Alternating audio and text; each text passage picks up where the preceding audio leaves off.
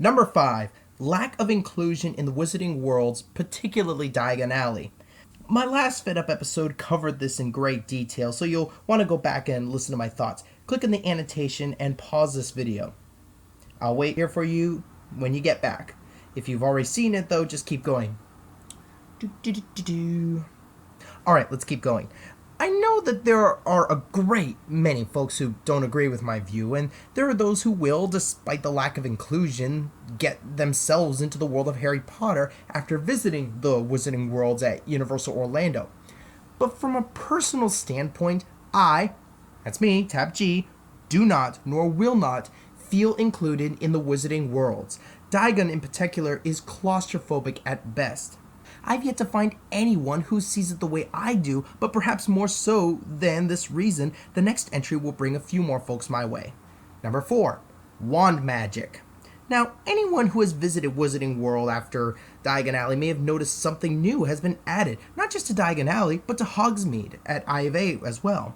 Spell medallions have shown up, and it's all but impossible to miss the legions of kids in robes and adults waving their wands around by store windows and various objects found in and around the lands.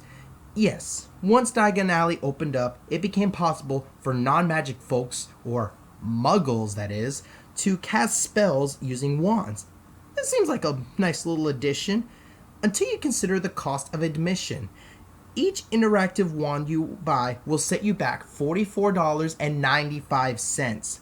The wands come with a map indicating where you can go to cast the spells. While this may not seem like much of a crime, let me shed some light on a few things. First, you're going to see these spells being cast. It's inevitable. If you're bringing wandless kids, you can expect in most circumstances that they are going to want to do magic. But wait, what if you've been there and done that, and maybe you or your kids have wands from last year? They're magic wands, so they should work, right? Wrong! To take part in wand magic and to cast spells, you've got to penny up the $45 for an all-new wand. Let's not forget that there exists an entire show, now at both Wizarding Worlds, designed to sell the wands. Yes, Ollivander's wand experience may show that wands choose their wizards. The chosen wizards still have to purchase those wands.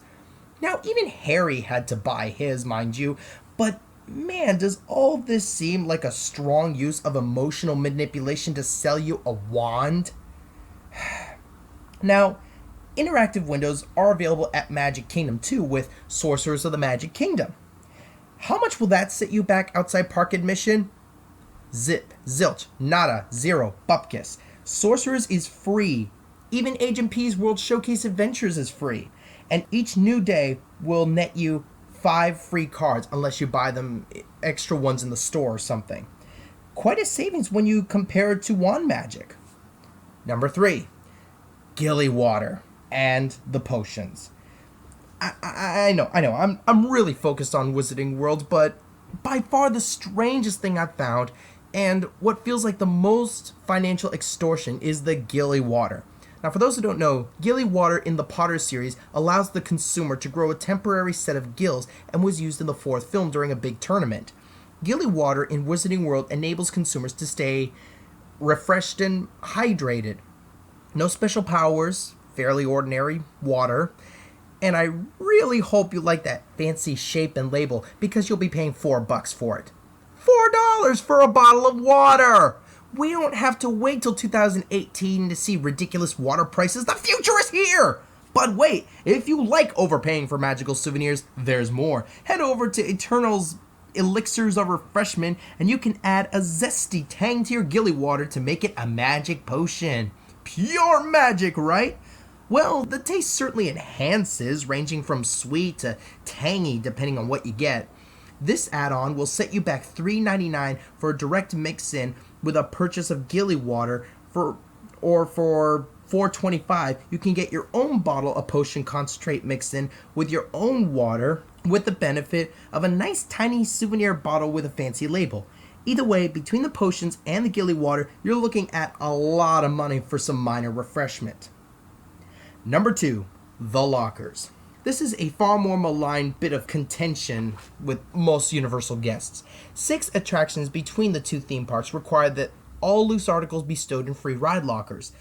Let's face it though, if you use the lockers with some degree of error, expect to hand over some cash to retrieve your belongings. Free doesn't sound so free now, does it? Worse than that is if you don't tell them about child swaps or ride delays, they'll still try to charge you regardless. Sometimes the lockers can really be a hassle and an expensive one at that. My advice is to not bring more than you need to the park and use package pickup to send your purchases to the front of the park, or if you're staying at one of the on-site hotels, then back to your hotel. Oh, and for the water rides, the privilege of keeping your items dry in one of the lockers there runs $4 for 90 minutes. You can take your stuff on the water rides, but good luck trying to keep it dry. Oh, and need I mention those giant people dryers that run $5 a pop? Jeez, and people complain Disney's stingy. And the number one crime at Universal Orlando commits is knee-jerk policy changes. More than any of the big three, Universal is prone to sudden and seemingly random changes in policy affecting everything from ease of admission into the park to revocation of the dining program. Now, to Universal's credit, when the policies and procedures change, it's typically for safety reasons. Technology changes in the parks and incidents can all lead to necessary shifts in policy. 2012's holiday season brought changes to the Macy's Holiday Parade, as guests could not volunteer to be balloon handlers due to the Transformers construction. Dragon Challenge doesn't run both tracks at the same time due to back-to-back incidents involving loose articles. These kinds of changes are understandable, though fans of Dragon Challenge still lament the lack of dueling. The kind of change I'm referring to occurred 2 weeks ago when, shortly before Surf O'Clock recorded his list, it was reported that Universal Orlando was banning bottled water and other liquids from being brought through security checkpoints. Full soda? Dump it. Water bottles from Walgreens? Dump them. Even if they were sealed, guests had to dump their beverages before entering City Walk. As you can imagine, this created quite an outrage at the checkpoints, and as word spread, anger surged onto social media. The policy clarified allowance of a few things the next day, including medicines and baby formula. By Thursday, the ban was completely lifted. So why was this in place? Most speculation points to unsavory folks sneaking in alcohol during the Mardi Gras events over the first few weekends. What baffled folks was that the ban started and then lifted before the next Mardi Gras weekend could even happen. Truly confusing and highly unnecessary, it's knee-jerk changes like this that only hurt the guest experience. Thanks for listening to this list of top 10 crimes committed by Universal Orlando. I'm Tap G, and I'm fed up.